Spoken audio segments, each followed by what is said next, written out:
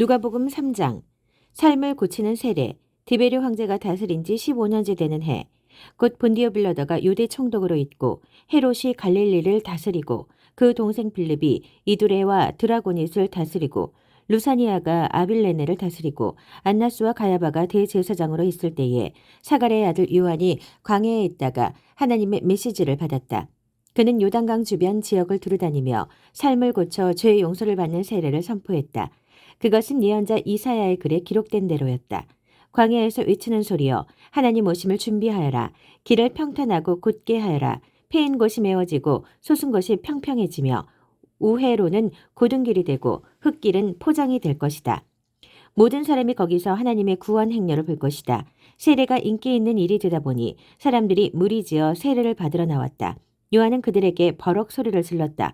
뱀의 자식들아, 이 강가에 슬그머니 내려와서 무엇을 하는 거냐? 너희의 뱀 가죽에 물을 좀 묻힌다고 하나님의 심판을 비켜갈 것 같으냐? 바꿔야 할 것은 너희 겉가죽이 아니라 너희 삶이다. 아브라함을 조상으로 내세우면 다 통할 것이라고 생각하지 마라. 아브라함의 자손인 것과는 아무 상관도 없는 일이다. 흔해 빠진 것이 아브라함의 자손이다. 하나님께서 원하시면 돌들로도 아브라함의 자손을 만드실 수 있다. 중요한 것은 너희 삶이다.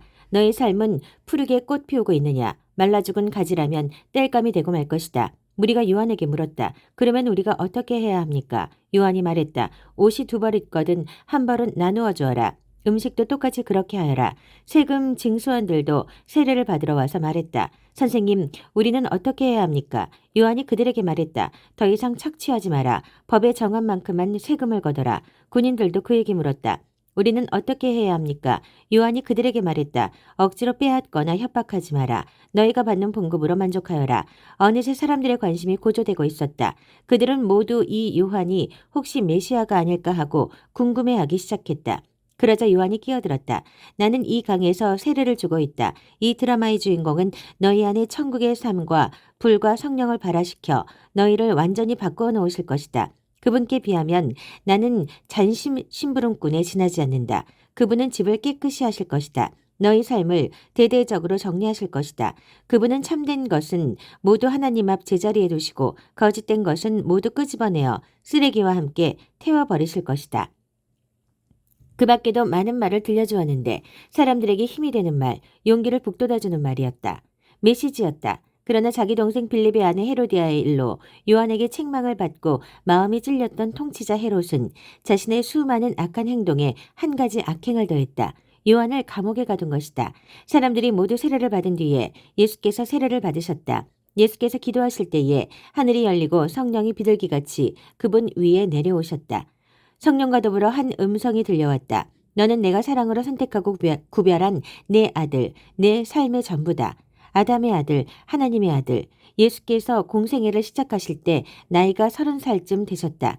그분은 사람들이 알기로는 요셉의 아들이셨고 요셉은 헬리의 아들, 헬리는 맏닷의 아들, 맏닷은 레위의 아들, 레위는 멜기의 아들, 멜기는 얀나의 아들, 얀나는 요셉의 아들, 요셉은 마따디아의 아들, 마따디아는 아모스의 아들, 아모스는 나움의 아들, 나움은 에슬리의 아들, 에슬리는 낫게의 아들, 낫게는 마앗의 아들, 마앗은 마따디아의 아들, 마따디아는 서머인의 아들, 서머인은 요색의 아들, 요색은 요다의 아들, 요다는 요하난의 아들, 요하난은 레사의 아들, 레사는 스룹바벨의 아들, 스룹바벨은 스알디엘의 아들, 스알디엘은 네리의 아들, 네리는 멜기의 아들, 멜기는 앗디의 아들, 앗디는 고삼의 아들, 고삼은 엘마담의 아들, 엘마담은 에르의 아들, 에르는 예수의 아들, 예수는 엘리에서의 아들, 엘리에서는 요림의 아들, 요림은 맏닷의 아들, 맏닷은 레위의 아들, 레위는 시므온의 아들, 시므온은 유다의 아들, 유다는 요셉의 아들, 요셉은 요남의 아들,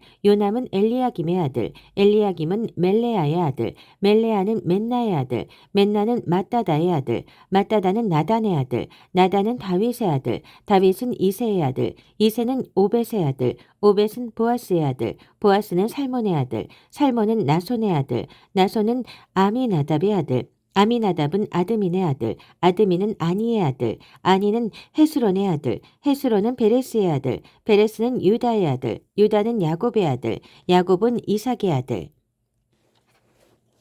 이삭은 아브라함의 아들, 아브라함은 데라의 아들, 데라는 나홀의 아들, 나홀은 수룩의 아들, 수룩은 르우의 아들, 르우는 벨렉의 아들, 벨렉은 헤버의 아들, 헤버는 살라의 아들, 살라는 가이난의 아들, 가이난은 아박삿의 아들, 아박삿은 셈의 아들, 셈은 노아의 아들, 노아는 레멕의 아들, 레멕은 무드셀라의 아들, 무드셀라는 에녹의 아들, 에녹은 야렛의 아들, 야렛은 마할랄렐의 아들, 마할랄렐은 가이난의 아들, 가이난은 에노스의 아들, 에노스는 셋의 아들, 셋은 아담의 아들, 아담은 하나님의 아들이었다.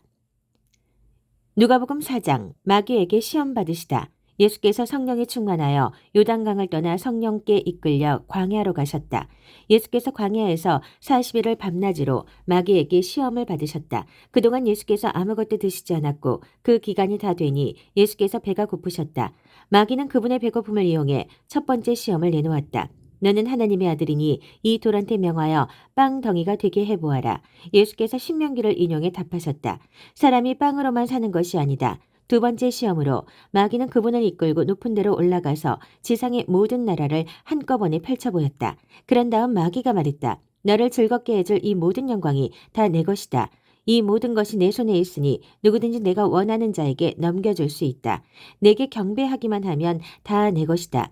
예수께서 다시 한번 신명기 말씀으로 쐐기를 박으셨다. 주 너의 하나님 오직 그분만을 경배하여라. 일편단심으로 그분을 섬겨라. 세 번째 시험으로 마귀는 그분을 예루살렘으로 데려가서 성전 꼭대기에 세워놓고 말했다. 내가 하나님의 아들이면 뛰어내려 보아라. 그분께서 천사들을 시켜 너를 보호하고 지키게 하셨다. 천사들이 너를 받아서 발가락 하나 돌에 채이지 않게 할 것이다 라고 성경에 기록되지 않았느냐. 예수께서 대답하셨다. 그렇다. 하지만 주 너의 하나님을 시험하지 말라고도 기록되어 있다. 그것으로 시험이 끝났다. 마귀는 잠시 물러갔고 숨어서 다음 기회를 노렸다. 눌린 사람들을 자유케 하시다. 예수께서 성령의 능력을 입고 갈릴리로 돌아오셨다. 예수께서 오셨다는 소식이 그 지방에 두루 퍼졌다. 예수께서 회당에서 가르치시자 모든 사람이 환호하고 즐거워했다. 예수께서 자기가 자란 동네인 나사렛에 가셨다. 안식일에 그분은 늘 하시던 대로 회당으로 가셨다. 예수께서 성경을 낭독하려고 서시자 누군가가 그분께 예언자 이사야의 두루마리를 건넸다. 예수께서 두루마리를 펴서 다음과 같이 기록된 곳을 찾으셨다. 하나님의 영이 내게 임하시니 그가 나를 택하여 가난한 이들에게 복된 소식의 메시지를 전하게 하셨다. 나를 보내셔서 감옥에 갇힌 이들에게 사면을, 눈먼 이들에게 다시 보게 됨을 선포하고 눌리고 지친 이들을 자유케 하여 지금은 하나님이 일하시는 해라고 선포하게 하셨다. 예수께서 두루마리를 말아 그 맡은 사람에게 돌려주시고 자리에 앉으셨다. 회당 안의 시선이 일제히 그분께 모아졌다. 그러자 예수께서 이렇게 말문을 여셨다. 방금 너희가 들은 성경 말씀이 역사가 되었다. 이 성경 말씀이 바로 지금 이 자리에서 이루어졌다. 예수께서 어찌나 말씀을 잘하시는지 보고 듣던 사람들이 모두 놀랐다. 그러나 한편으로는 이렇게 말했다. 이 사람은 우리가 어려서부터 알던 요셉의 아들이 아닌가. 예수께서 대답하셨다. 너희는 의사야. 가서 내 병이나 고쳐라 하는 속담을 인용해서 내가 가버나움에서 한 일이 있다던데 그것을 여기 내 고향에서도 해보아라 할 것이다. 하지만 내가 너희에게 해줄 말이 있다. 예언자는 자기 고향에서 환영받지 못하는 법이다.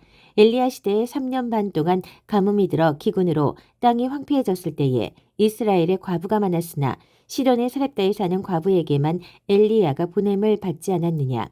또 예언자 엘리사 시대에 이스라엘에 나병 환자가 많았으나 깨끗함을 받은 사람은 시리아 사람 나아만뿐이었다. 회당 안에 있던 사람들 모두가 그 말에 화가 났다.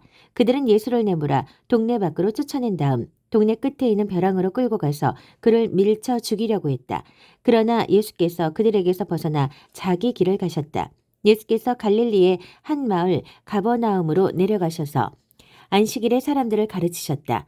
그들이 놀라며 감동을 받았다. 그분의 가르침은 그들이 늘 듣던 모호한 궤변이나 인용문과는 달리 아주 솔직하고 확신에 차서 권위가 있었다. 그날 회당에 귀신 들려 고통당하는 사람이 있었다. 그가 소리를 질렀다. 아, 나사렛 사람 예수여, 무슨 일로 우리한테 왔습니까? 나는 당신이 무슨 일을 하려는지 압니다. 당신은 하나님의 거룩한 분이시며 우리를 멸하러 왔습니다. 예수께서 그 입을 막으셨다. 조용히 하고 그에게서 나오너라. 귀신은 모든 사람이 보는 앞에서 그 사람을 쓰러뜨리고 떠나갔다. 귀신은 그 사람에게 상처는 입히지 않았다. 그러자 모든 사람이 크게 놀라서 서로 수군거렸다. 이게 어찌된 일인가? 이 사람은 말한 대로 이루어지게 하는 사람인가? 이 사람이 나가라고 명령하면 귀신도 떠나는가? 마을 전체가 온통 예수 이야기뿐이었다. 병든 사람들을 고쳐주시다. 예수께서 회당을 떠나 시몬의 집으로 가셨다. 시몬의 장모가 고열에 시달리고 있었다. 사람들이 예수께 그녀를 위해 뭔가를 해주시기를 구했다. 예수께서 곁에서 지켜보시다가 열병이 떠나라고 명령하자 열병이 떠났다. 그 장모가 곧 일어나 일행의 저녁을 준비했다. 해가 저물자 사람들이 여러 병을 앓고 있는 사람들을 예수께 데리고 왔다. 예수께서는 한 사람 한 사람에게 손을 얹어 고쳐주셨다. 귀신들이 떼를 지어 떠나가며 소리를 질렀다. 하나님의 아들이여, 당신은 하나님의 아들입니다. 귀신들이 그분이 메시아임을 훤히 알고 있었으므로 예수께서는 그들의 입을 막아 한마디도 하지 못하게 하셨다. 이튿날 예수께서 한적한 곳으로 가셨다. 그러나 무리가 찾아 나섰고 그분을 만나자 떠나가지 못하게 그분께 매달렸다. 예수께서 그들에게 말씀하셨다. 내가 다른 마을들에서도 하나님 나라의 메시지를 전해야 한다. 바로 그 일을 하라고 하나님께서 나를 보내셨다. 너희는 그것을 알지 못하느냐? 예수께서는 갈릴리 여러 회당에서 계속해서 말씀을 전하셨다.